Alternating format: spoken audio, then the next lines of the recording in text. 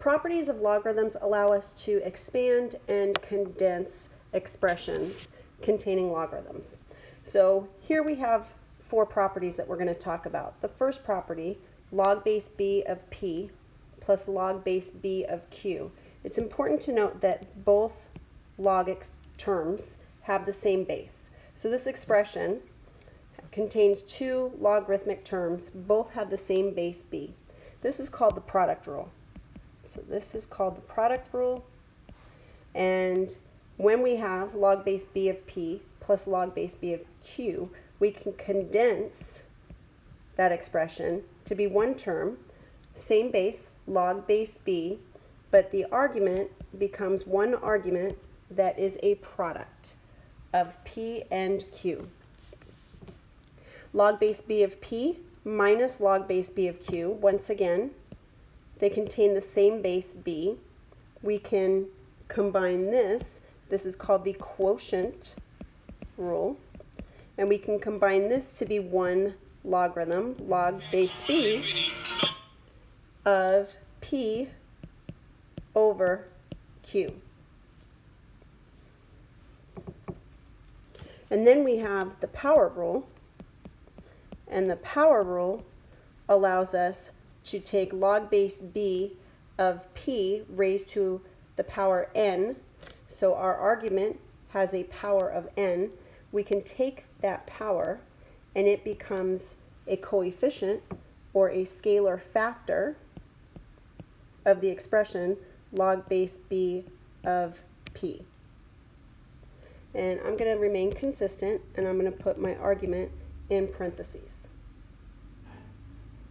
And then our last rule doesn't have a name, but it is b raised to the log base b of p, and that is equal to simply p. And I'm going to explain that one. Once I go through these examples, I'm going to explain how that last one works. It's actually pretty cool. It's really just the definition. I can just say the definition of logarithms. So the definition of logs. Okay, let's look at the example. So for our product rule, I'm going to go back to blue here. Log base 4 of 50 plus log base 4 of 2. I can combine those to be log base 4 of 50 times 2, which would be log base 4 of 100. And we're actually going to talk about estimating that value in just a minute. Okay, then we have our quotient rule, log base 3 of 56 minus log base 3 of 7. They both have the same base, so we're going to write log base 3, and 56 is in the numerator, and 7, which is a negative logarithm, goes in the denominator. So that's the same thing as log base 3 of 8. Our next one, with the power rule, this is the same thing as log base 2 of 16 to the 1/5 power. That 1/5 becomes a scalar factor, or you can also consider it a coefficient, times log base 2 of 16. And then 3 raised to the log base 3 of 7 is quite simply just 7. So now this is the one that I'm going to focus on right here. We have b raised to log base b of p. And we don't know what that's equal to, so I'm going to say x. We know that it's p, but I'm going to prove to you. So this is a proof. So I'm going to prove to you this is the definition of logarithm. So this is in exponential form right now. This is in exponential form. I am going to take my exponential form and I'm going to rewrite in log form.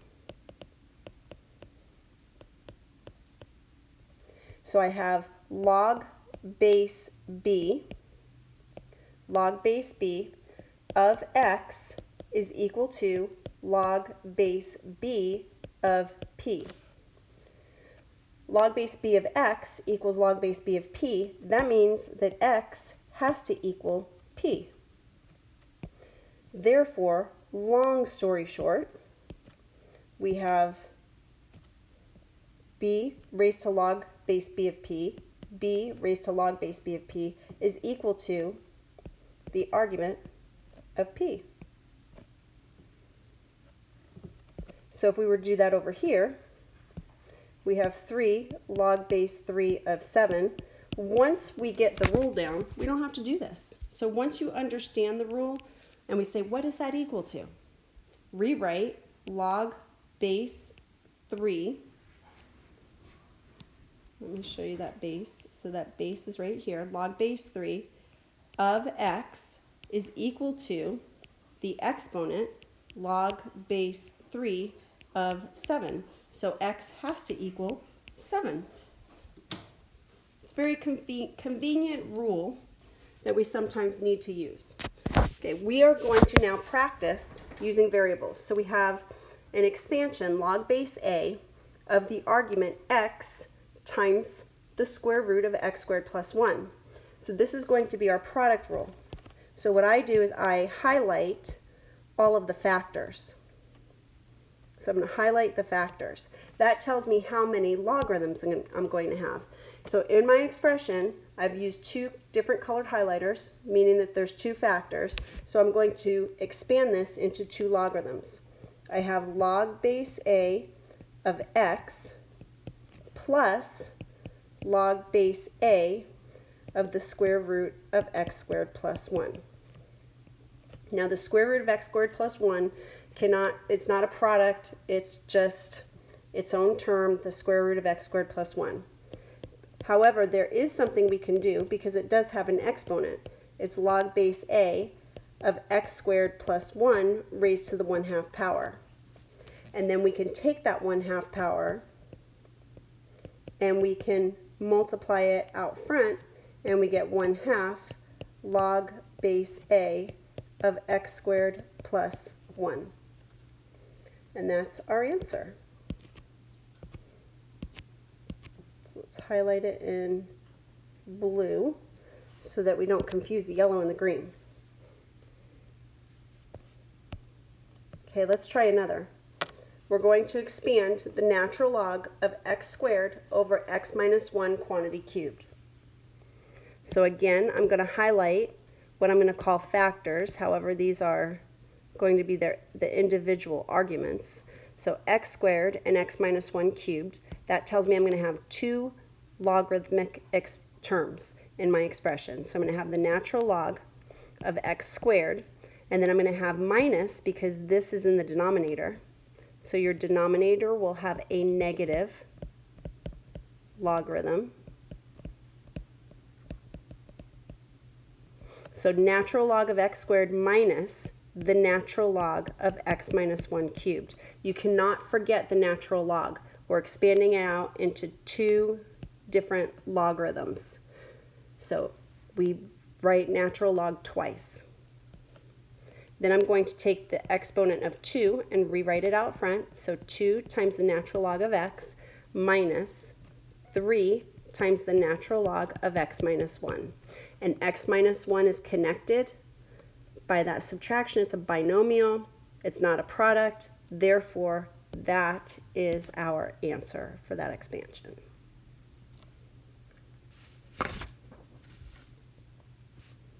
Now, you might be thinking that you've got it, but let's just check to make sure. We're going to expand log of the square root of x squared plus 1 over x cubed times x plus 1 to the 4th power. So I'm going to need 3 colors here. We've got the square root of x squared plus 1, we've got x cubed, and we've got x plus 1 to the 4th power. So we're going to write log 3 different times. So I've got log, let's take off that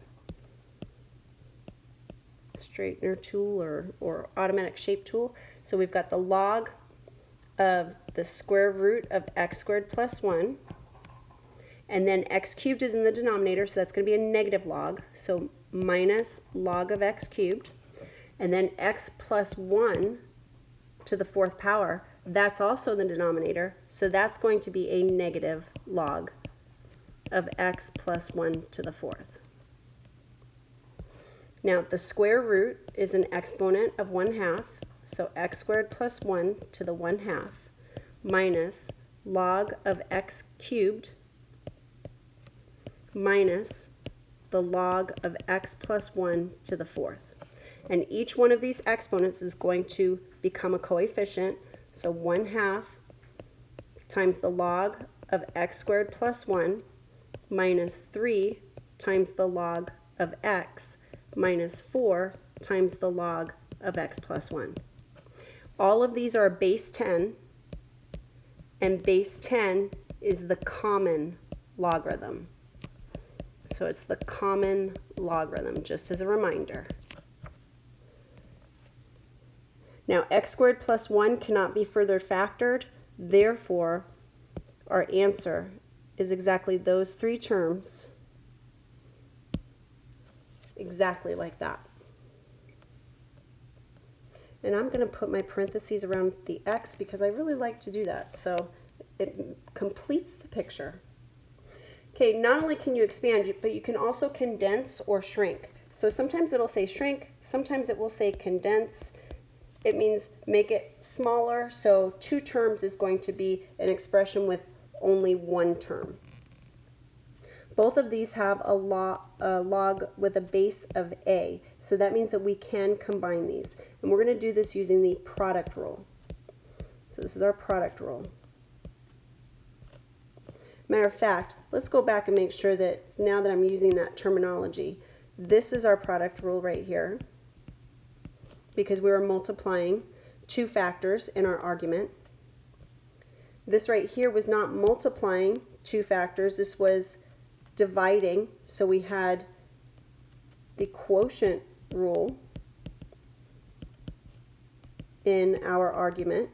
So we had a quotient in our argument, so that we used a quotient rule. And this we had a combination of our quotient and our product. We had that product in the denominator. So this right here was the product, and then together we had that quotient rule. In this problem we have 2 positive logarithms, so this is going to be the product rule. We're going to rewrite the logarithm with 1 log base a, and then we're going to take our arguments 7 and 3, and we're going to combine those. However, we have to take that exponent, that coefficient becomes an exponent, so what you're going to see here is you're going to see 7 times 3 to the 4th. So that's going to be log base a of 81 times 7, which is 567. Now, if that was a little bit confusing, let me just go off to the side and show you. This 4, I'm going to rewrite, although eventually you may be able to skip this step. Log base a of 3 to the 4th, and then 3 to the 4th is what we're multiplying times 7. And we get our answer of log base a of 567. I believe that I got that correct. Let me check my numbers. That's correct, 567. Excellent. Let's try another. So we'll take smaller steps this time. So I'm going to have to take that coefficient and I'm going to have to make it an exponent. So I've got the natural log of x raised to the 2/3 power minus the natural log of x squared minus 1. This is the quotient rule. Any negative logarithms are going to go into the denominator for the quotient rule, and positive logarithms, those go into the numerator of the argument. So we have the natural log, and then I'm going to have a fraction. X to the 2/3 goes in the numerator, and x squared minus 1 goes into the denominator.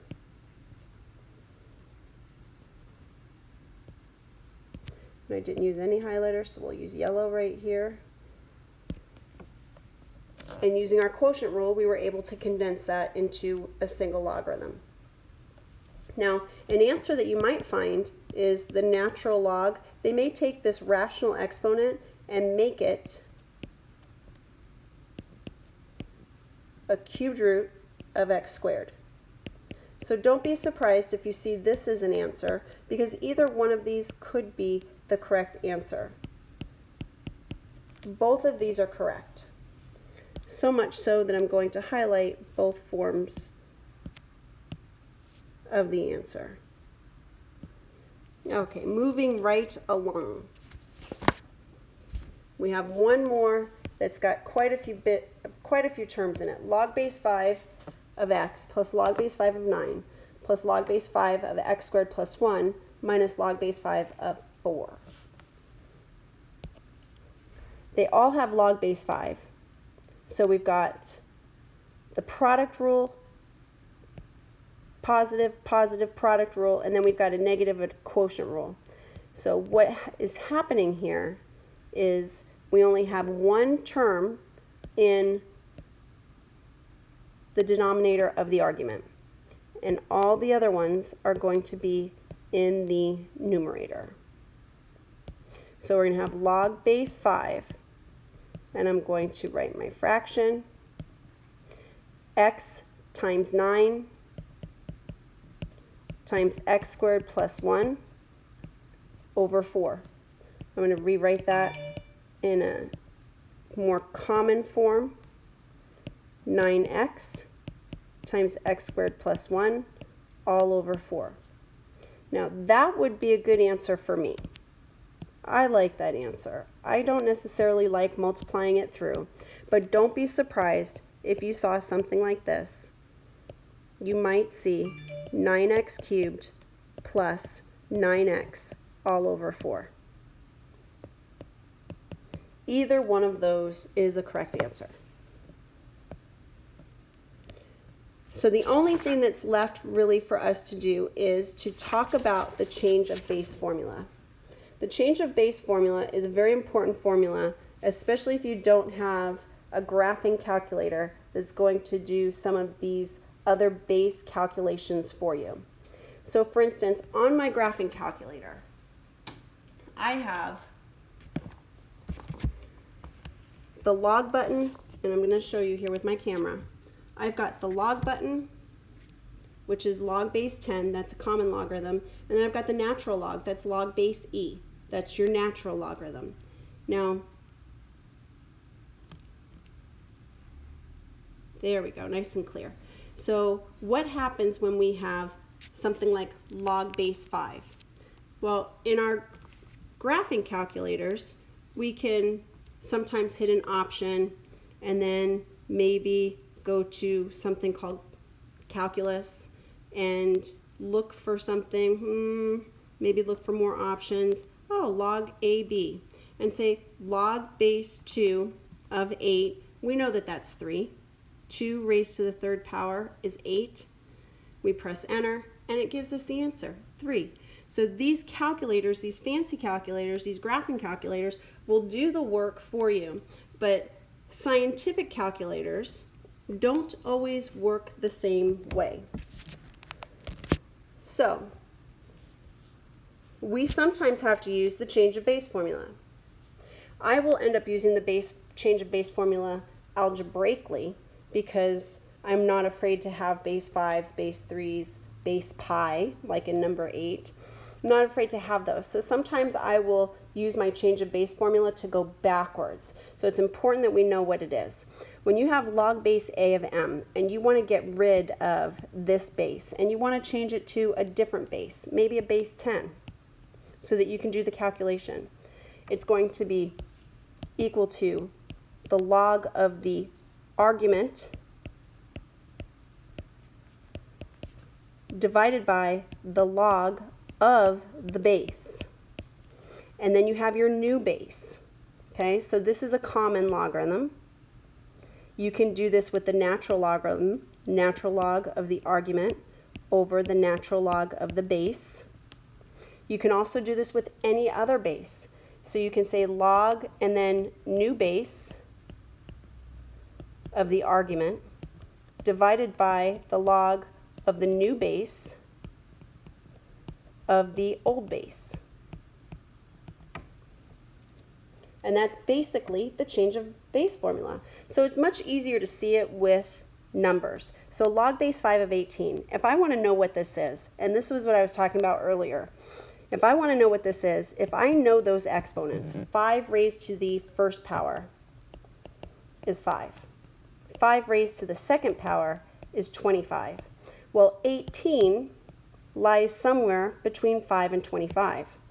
So 18 is going to be somewhere between 5 and 25, and it's going to be closer to 25.